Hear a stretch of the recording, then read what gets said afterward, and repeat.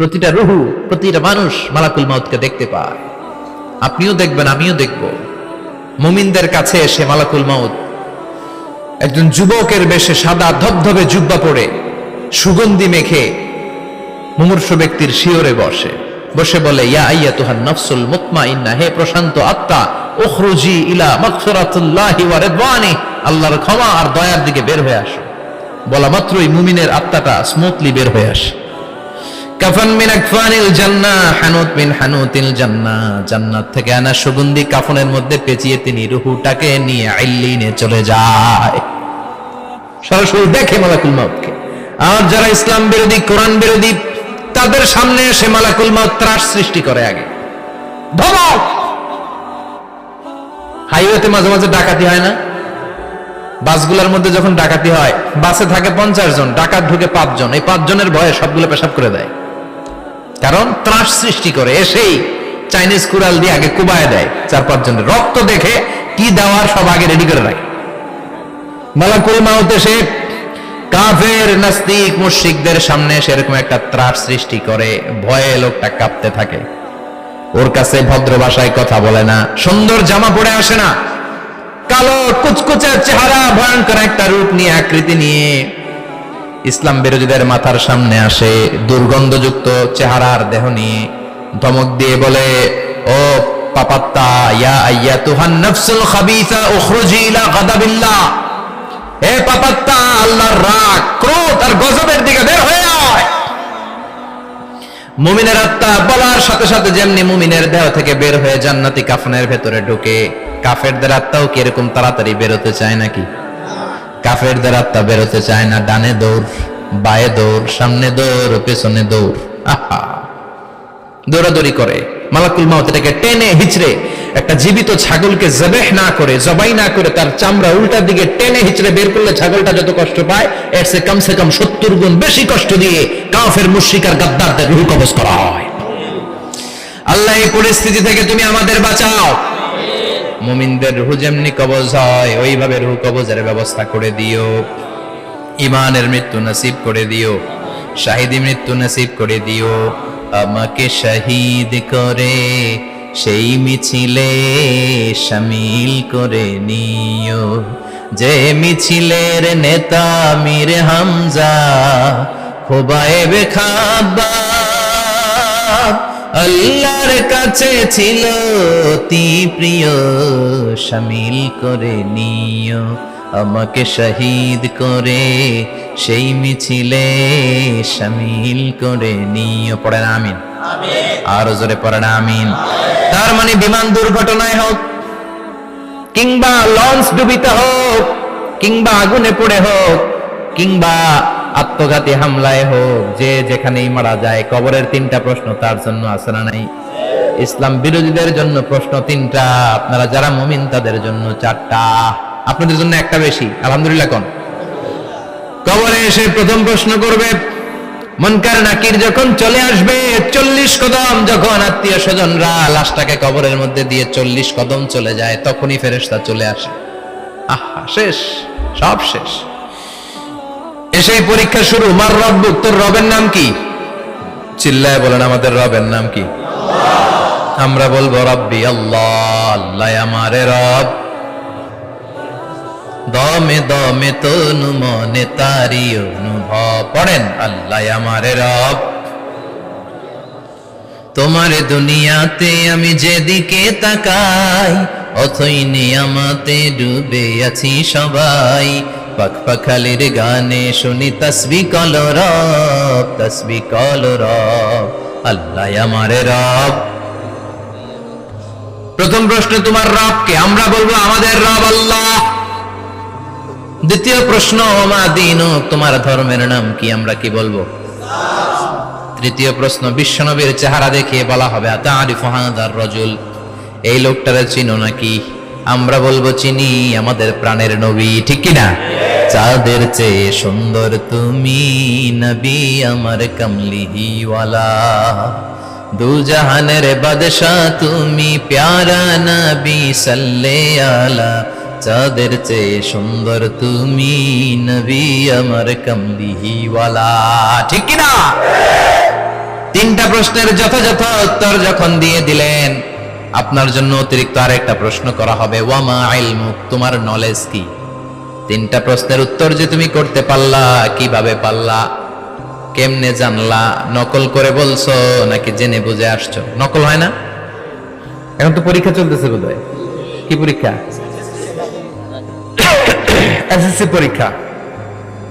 নকল হয়? কৃষ্ণপুরে নকল নাই না? এখন মনে হয় এগুলো একটু কমছে।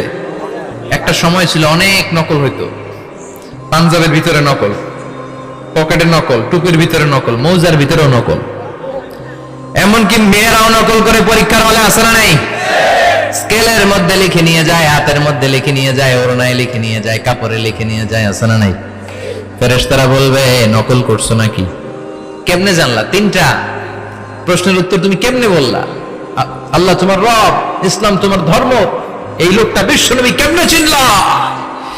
আপনাকে তখন বলতে হবে আমি কোরআন থেকে শিখেছি, আমি হাদিস থেকে শিখেছি, আমি ইসলাম জেনে বুঝে মেনেছি, আমি আন্দাজে কোথাও ঘুরি নাই। চিল্লায় এখন ঠিক কিনা? আপনাকে বলতে হবে। এজন্য শিখতে হবে, প্রতিনিয়ত ইসলাম সম্পর্কে জানতে হবে, আখের গোছাতে হবে, জীবনটাকে আলোকিত করতে হবে। চিল্লায় বলেন ঠিক কিনা? চারটা প্রশ্নই যখন হয়ে গেল, ফেরেশতারা বলবে আহলান ওয়া সাহলান ওয়া মারহাবান বিক, খোশামদেদ, কংগ্রাচুলেশন, খোশামদেদ, কংগ্রাচুলেশন, সব প্রশ্নের উত্তর তুমি পেরেছো। ফায়ুফসাহু লাহু কবরুহু ৭০ যিরান, আপনার কবরটারে ৭০ হাত লম্বা করে দেয়া হবে। ওয়া ইফতাহু লাহু বাবুন ইলাল জান্নাহ, আপনার কবর থেকে জান্নাতের দিকে দরজা খুলে দেয়া হবে। ওয়া ইউলবাসু মিন লিবাসি আহলিল জান্নাহ, জান্নাতের দুইটা রেশমি কাপড়ের পোশাক এনে আপনারে পরিয়ে দেয়া হবে। আর বলা হবে নাম কানাউ মিলা আরুস, ঘুমাও, sleep, you should get some sleep now, তোমাকে লম্বা সময় পাড়ে দিতে হবে, ঘুমাও। কানাউ মিলা আরুস, যেমনি বর বাসর রাতে আরামসে ঘুম দেয়, বাসর রাতে যেমনি বর কনেকে নিয়ে মধুর ঘুম দেয়, তুমিও ঘুমাও, কেউ তোমার ঘুম ভাঙবে না। মালাক ইসরাফিলের কিয়ামতের জন্য ইসরাফিলের সিংহায় যে ফুৎকার আছে, ওই ফুৎকার ছাড়া কোনো কিছুই তোমার ঘুম ভাঙাতে পারবে না। আলহামদুলিল্লাহ পড়েন। আল্লাহ আমরাও যেন চারটা প্রশ্নের উত্তর দিয়ে লম্বা একটা ঘুম দিতে পারি, পড়ে না আমিন। ওয়াম্মাল কাফির ওয়া আহলুশ শিমাল, আর ইসলাম বিরোধী যারা, তাদের সামনে আসবে মালাকান আসওয়াদান আজরাকান, কৃষ্ণ বর্ণের দেহ, নীলাভ বর্ণের দুটো চোখ, গায়ের রং কালো, চোখের রং নীল। দেখতে কেমন লাগে? আলিফ লাইলার ভূতের মতো। কথা কন? গায়ের রং কালো, চোখের রং নীল। ফেরেশতা দুইটা আসবে, এসে ত্রাস সৃষ্টি করবে, এসে বলবে বল তোর রবের নাম কি? মার রাব্বুক। ইসলাম বিরোধী মুশরিক, কাফের, নাস্তিক এরা বলবে আমি জানি না আমার রবকে, আমি জানি না, আমি তো আজীবন শুধু চেয়ার করেছি, মদ খেয়েছি, আমি ধর্ষণে সেঞ্চুরি করেছি দুনিয়ার বুকে, আমি টেন্ডারবাজি করেছি, চাঁদাবাজি করেছি, আমি মাস্তানি করেছি, আমার দাপটে এলাকার ইসলাম প্রিয়রা বাসায় ঘুমাতে পারে না। আমি ছিলাম টেন্ডারবাজ, আমি ছিলাম গডফাদার, সন্ত্রাসীদের লিডার, আমি ছিলাম ডন 1 2 3 সব, আমি ছিলাম ডনের ডন, আমি ছিলাম মাস্তান, রংবাজ। রব টব কি আমি তো জানি না। লাদ্রি লাদ্রি, আমার জিজ্ঞেস করো না। আবার প্রশ্ন করা হবে ওয়ামা দীনুক, তোর ধর্মের নাম কি? বলবে লা আদরি, আমার কোনো ধর্ম নাই, আমার কোনো ধর্ম নাই, আমি শুধু মৌজ মাস্তিতে ছিলাম, আমি আনন্দ ফুর্তি করেছি, ইসলাম নিয়ে আমার মাথা ব্যথা ছিল না, আজীবন ইসলামরে আমি বাস দিয়েছি। চিল্লায় বলেন ঠিক কিনা? ইসলাম বিরোধীদের সাথে ছিল আমার চলাফেরা, আমার সব সাঙ্গপাঙ্গ ছিল গুন্ডা বদমাশ, ইসলাম বিরোধী। রব কি, ইসলাম কি, এগুলো আমি জানি না। আমার এগুলো জিজ্ঞেস করো কেন? ধর্ম কি আমি জানি না, আমি কিচ্ছু মনে করতে পারছি না।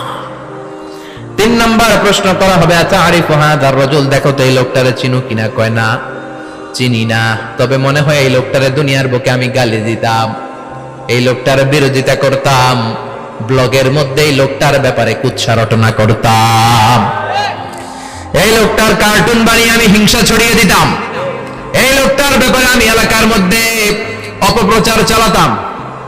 ফেরেশতারা বলবে তাই? এই ছিল তো ডিউটি। দাঁড়া, এখনই আমাদের খেলা শুরু, এখনই শুরু। ফায়ুতরাকু বিমাতারিক মিন হাদিদ, লোহার একটা হাতুড়ি দিয়ে মাথা থেকে পা পর্যন্ত পিটানো হবে, পিটিয়ে ওর গোশতের হাড্ডিগুলোকে থেতলে ফেলা হবে। ওয়ায়ুকালু লিল আরদি ইলতাইমি, কবরের দুই পাশের মাটিরে বলা হবে এবার দুই দিক থেকে তোরা চাপ দে। চাপ দেয়া হবে, ধাক্কা ধাক্কি করেও সে সুবিধা করতে পারবে না। মাটি আস্তে আস্তে আস্তে আস্তে দেহের দুই দিকে লেগে এমন জোরে দুইটা চাপ দিবে, ফাতাখতালিফা আদলাউহু, তার ডান পাশের পাজরের হাড্ডি বাম দিকে ঢুকে যাবে, বাম দিকের হাড্ডি ডানে চলে যাবে। বিশ্বনবী বললেন এই হাতুড়ি দিয়ে পিটানোর শাস্তি, কবরের চাপ দেওয়ার শাস্তি চলতেই থাকবে হাত্তাল কিয়ামা, কিয়ামত পর্যন্ত। আল্লাহ এই কবরের শাস্তি থেকে আমাদের বাঁচাও। আমরা এই আযাব পেতে চাই না, আমরা যেন ঠিকভাবে কবরের 4টা প্রশ্নের উত্তর করে দিয়ে লম্বা ঘুম দিতে পারি। আল্লাহ তুমি তৌফিক দাও। এজন্য আল্লাহ বললেন গোলাম দুনিয়া নিয়ে পাগল হয়ে থেকো না, এই দুনিয়ার জীবন আসল জীবন নয়, আসল জীবন হলো কবরের জীবন। জোরে বলেন ঠিক কিনা? এই জন্য মাঝে মাঝে কবরে যাবেন, কবরস্থানে দাঁড়িয়ে চিন্তা করবেন এই জায়গায় আমারও আসতে হবে। দিন যাবে, রাত আসবে, বৃষ্টি হবে, শীত আসবে, কেউ আমার দেখতে আসবে না, একা থাকতে হবে। একা, বড় একা, অন্ধকার, বড়ই অন্ধকার। ওই কবরের জীবনের সামান গোছানোর দরকার আছে না নাই? ওই কবরে সুখে শান্তিতে থাকতে চাইলে নামাজ পড়ার দরকার আছে না নাই? কোরআন পড়ার দরকার আছে না নাই? ছেলে মেয়েগুলোরে মানুষের মতো মানুষ করার দরকার আছে না নাই?